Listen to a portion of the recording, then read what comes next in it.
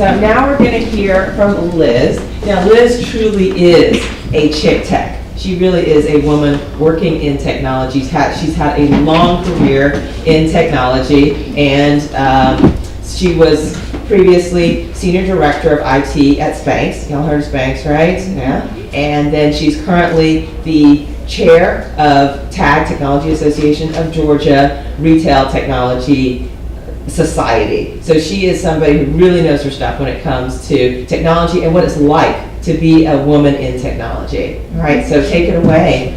It's so good that you came to this class today. Story, the Simpson story, kind of a remix between, the cartoon or the image that you have in your mind of what it takes to be a woman in technology or what technology is about, and then my real world and how I came up through technology over time.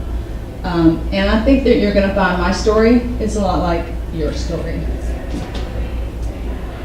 So these were the ground zero deciding factors and the influences that got me focused on technology when I was about your age. You start thinking about what you're going to do when you graduate and what you're going to study and what you want to be and what you want your life to be like. And I was number 6 of 7 children who didn't have a lot of money, and I definitely knew right away that I wanted to make a good living. So that kind of narrowed the choices for me. That was when I switched from wanting to focus on art back to focusing on the sciences. I was also a innovator. My father owned his own business, so it was easy for me to picture doing that for myself, having my own business. And I didn't want to do traditional jobs, like you heard this morning. I didn't want to be all the common female jobs options. I just refused to do that. So it was kind of a women's lib. I want a new adventure. I want to prove myself in a man's world. And what can I do? And I happened to be coming out just as technology was booming in a way. So some of the things that were right on the cusp, besides business computing, were video games and PCs. PCs were just getting popular. So what clinched it for me was my dad went and bought a Tandy Radio Shack, plopped it down and said, make it work. And that was my challenge. And when I did, and I realized that I could make it work, then I just felt this power, this sense of power come over me. And I'm like, this is what I want to do. This is what I'm going to do.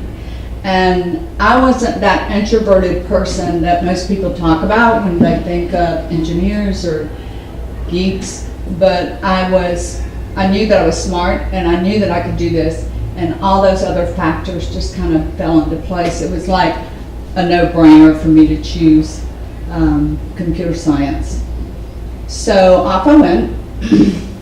Like I said, we didn't have a lot of money, so I had to work my way through college, but I made sure that I always stayed close to technology as I was working my way through college. So not only did I learn from college, I also learned from hands-on and the people around me, and all the other programmers that were around me and giving me advice. It was really good. Not that I had mentors. Yes, I also had people that wanted to trip me up and see me fail. So I had challenges. And it was mostly people that didn't understand what I was doing or just didn't want me to get ahead of them for some reason. But you will always have challenges. Just keep going, keep trying. I learned many languages and different operating systems. Technology is something you always have to learn. There's always something new. So if you're curious and you like learning, this is a great field because there's always something to learn. So how did I get here? This is where I worked myself through a debug code. I had this dream that I materialized in my program and figured out the problem. So it was kind of crazy. I was working in North Carolina, which at a company that I wasn't happy with, and I came to Atlanta for a training class. Fell in love with Atlanta, and made some good connections here while I was here. Got a job right away and moved down to Atlanta with a friend of mine, and the two of us quickly decided we were going to start our own business. Started our consulting firm, and pretty much that's what I've done. Most of my career is consulting. I did, like Carolyn said, work for SPANX for 10 years. I was totally taken with the brand, and they were starting their IT from scratch and opening retail stores, and I was all about women power and raised my hand real big and said, me, pick me. Let me help you build this brand. Let me help you start this business and supply the IT that you need. I'm now back in consulting, so I do have lots of certifications. Every time I want to learn a new skill, I take a class. Sometimes I get certified, sometimes I don't, just depends.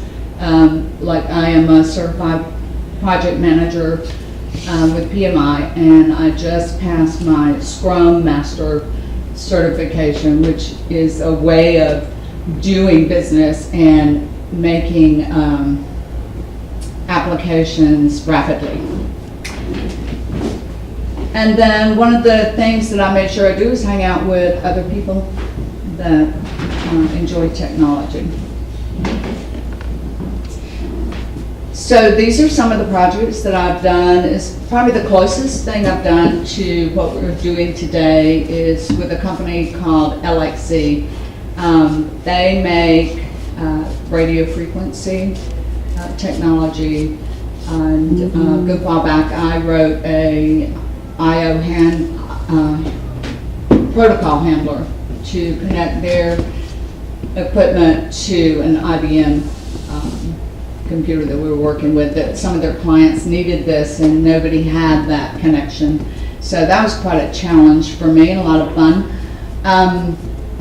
I've also worked for Coca-Cola, and at Coca-Cola I wrote a prototype application for smart vending. So again, that was radio frequency technology, and the Coke machines would poll back and let us know which products needed to be restocked. So if you're out of Orange Crush, or maybe you're out of change, you could go and fix that machine. You didn't have to go once a week or once a month.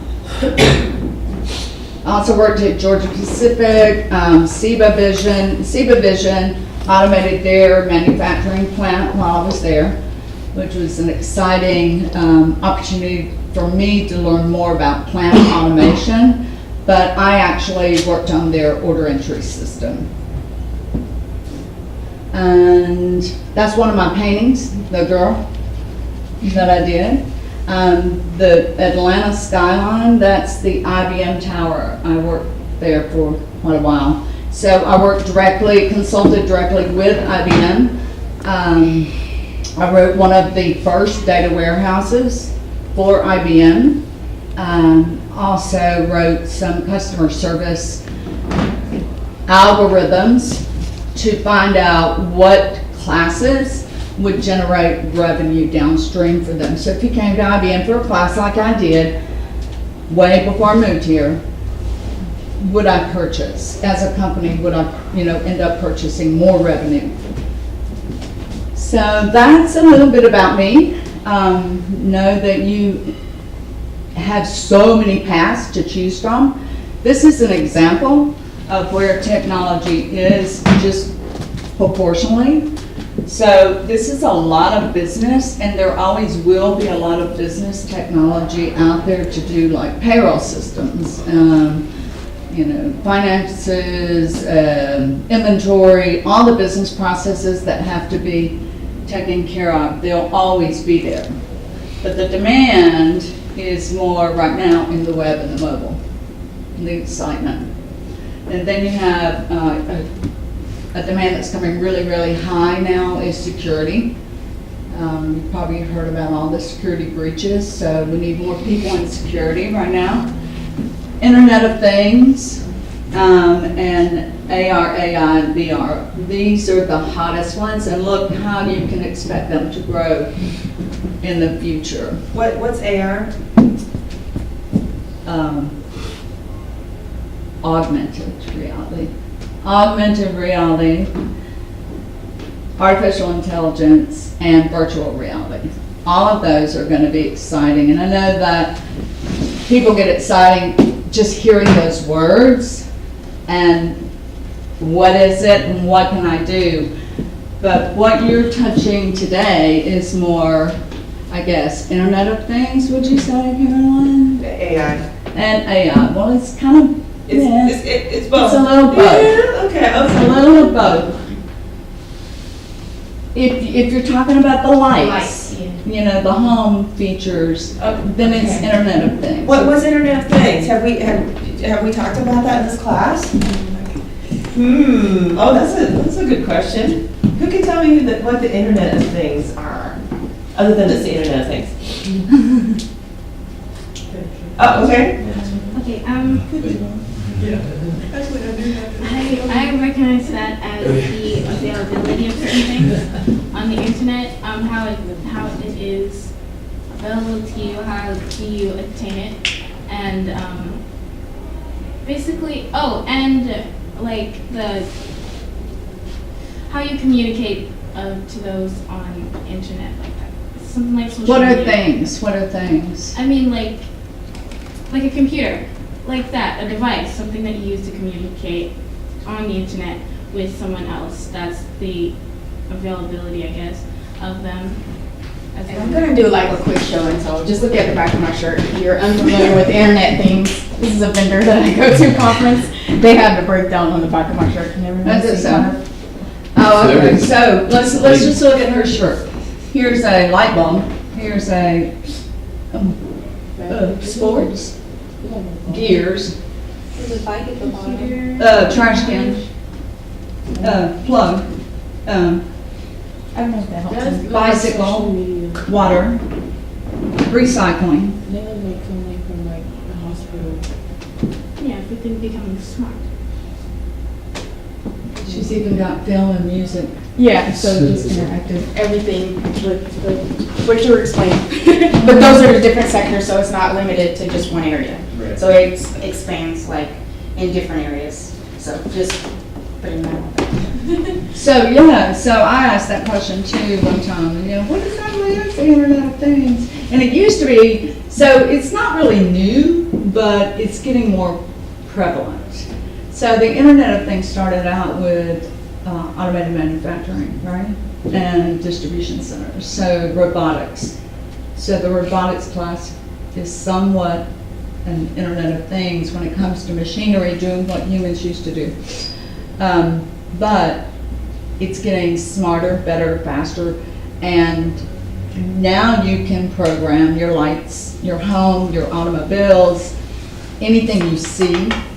You might program a wall that opens up to, or maybe even swivels so that it divides the room this way instead of that way.